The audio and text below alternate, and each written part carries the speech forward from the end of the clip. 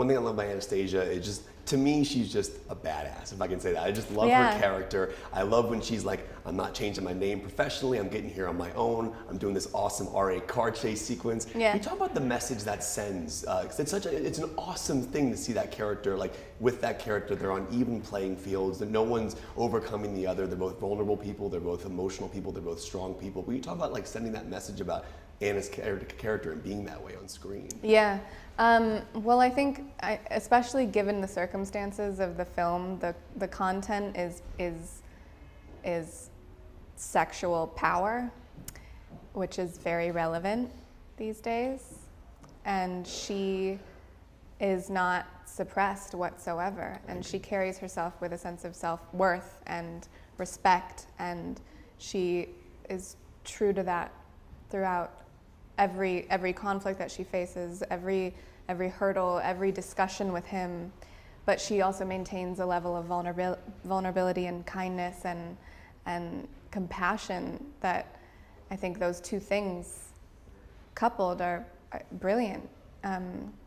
She's powerful and forthright and still a woman and feminine and graceful, and that's the kind of message that I would like women to receive. Yeah, that's how I took it when I watched the film. And I was curious, I saw a question online. This is an interesting thing about, like, you were asked last year your favorite scene of the entire 50 Shades series. And a fan tweeted me this saying, like, your answer at that time on 50 Shades Darker was the scene was in Freed, and you didn't want to talk about it yet. But now that we're here for Freed, what is that scene? I would love to know, like, what scene your favorite scene was in the whole series. This is from a fan.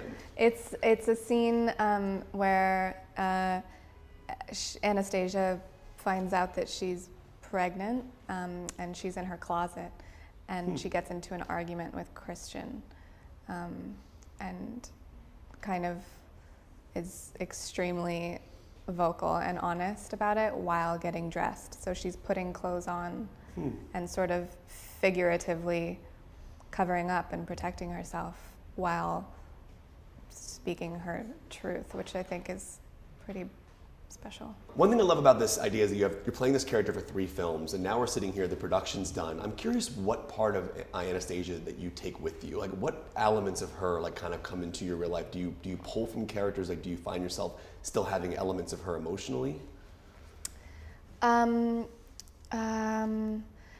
I don't know that I do that. That's not. I don't really drag characters into other ones.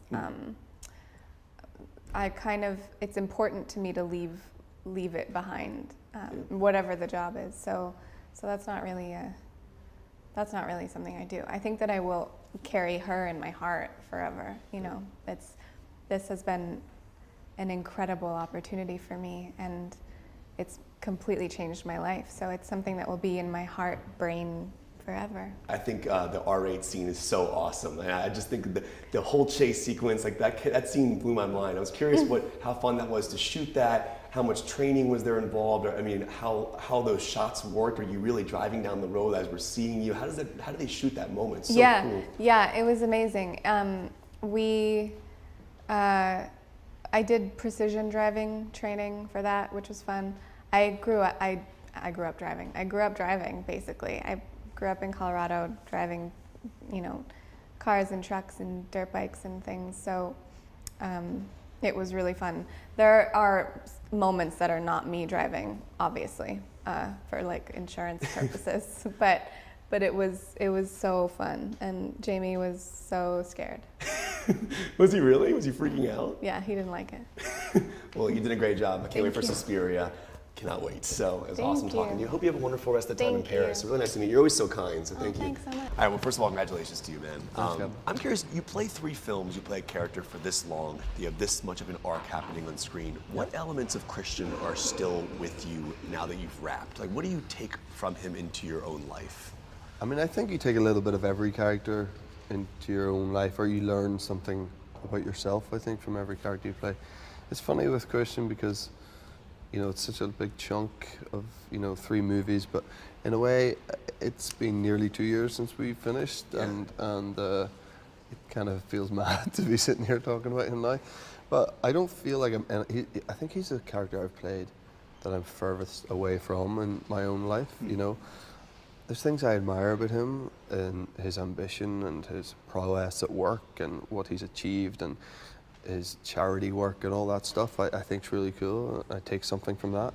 But beyond that, I don't see myself anything like him, which is a good thing. Yeah, no, it's probably fun to kind of go that far Yeah, into exactly. a character. Yeah. You know, it's interesting to me because last time I did the junket for 50 Shades Darker, I asked Dakota this question, and I find it so interesting that this is originally started as Twilight fan fiction, and it's fascinating. it is But mad. I was curious, and this is totally hypothetical and just kind of a movie nerd question, but could you see a conversation happening between Christian and Edward Cullen? Like, if those two met, like, what would they? I mean, I know he's a vampire, but what would they talk about? I don't know. Because you know Pattinson pretty well. Yeah, I do know him very well. I don't know. I'm going to try to set that up. Why don't I get back into character and Rob can get back into character and we'll do that. You can come and film it. I will direct this. You guys have this on camera, right? We'll shoot it in film on That'd 70 be funny. millimeter. We should do that. That'd be funny. Did you see Good Time was awesome? Dude. Wasn't that amazing? And he's been robbed. I didn't mean that. It was a total mistaken pun. But like, I thought he should have been up for all kinds of awards for that. Completely agree. It blew my mind, to be honest, that film. It was a departure. It was Right from the start. Oh my God. and the score was Oh, amazing. stunning. Yeah. You know, we're sitting in a pretty iconic place here in Paris, but you just told me something fascinating. Can you talk about what you just told me about, like about the hotel room one and also where we're shooting right now? Yeah, so we're in the opera in Paris, and I had my first ever professional acting scene in this very building on Marie Antoinette with Sofia Coppola. My first day, we were literally, my trailer was just outside that door, and yeah, my first ever scene, and then came back here 12 years later to film this, and had not only the same hotel, but the exact same hotel room that I'd stayed in when I did Marie Antoinette. So as much as you think your career sort of like goes here and then up a bit, and then but it's same in the same hotel room 12 years later. But yeah, mad.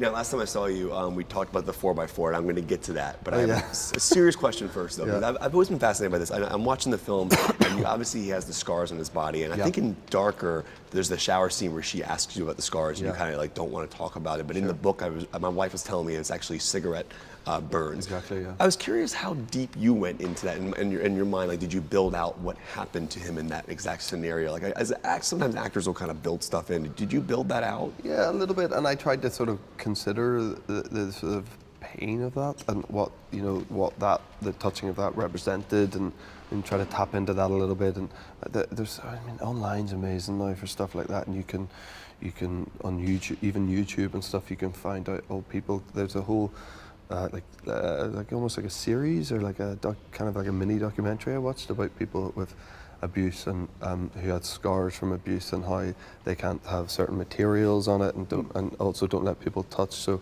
you can there's loads of stuff online now that you can tap into and get an idea of how someone touching it feels the exact same way as the sensation did when it happened, when the abuse happened. And that blows your mind that something can still affect you that many years later. Yeah. So yeah, that was really interesting looking into that. Yeah. Switching gears, obviously to a completely different topic, but I mentioned that last time I saw you because you were on Conan like the night or two before. You talked about 4x4. I saw you. I went and got it. I literally, you almost killed me. That thing was so brutal. Look at that. So I honestly, I like how small your head look. You just got text. I'll open it. That's probably my wife. Is it my wife? Is her name Lauren? That's my wife. Yeah. Should I reply? If you want to, what'd she say? You can't tell. It's probably like a. That's an amazing picture. So what did you say when you asked for it? Did you just go 4x4? Well, I asked for the 4x4. I felt my arteries moving an hour or two later. But so now I have a recommendation for you. Yeah, okay. We're in Paris. You've seen the movie Pulp Fiction, right? Of course. So you know that they call the quarter pounder here the Royale with cheese. Right, yeah. That's my recommendation to you. Okay. Now. You got to get the Royale I'm with going to cheese. do it now, today. Can I go right now and do it? Yeah. You got to go. I'd love it. All right, before I let you go, I asked Dakota this question as well. Her favorite scene in the film, she told me, the whole series, was the moment when she tells you she's pregnant and she's putting on the clothes in the closet as she's talking to you. Out of the entire series, this actually comes from a fan. What is your favorite scene in the whole 50 Shades series? I think the negotiation scene in the first one. Wow.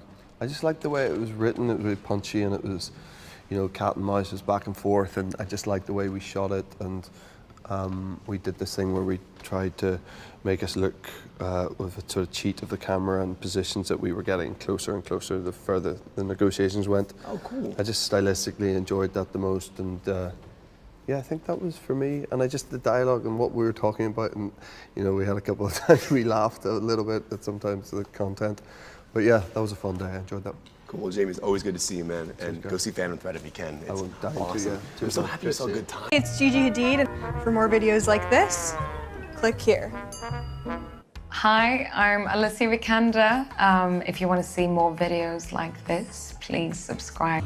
Hi, I'm Cara Delevingne. Please don't forget to subscribe by clicking this button right here.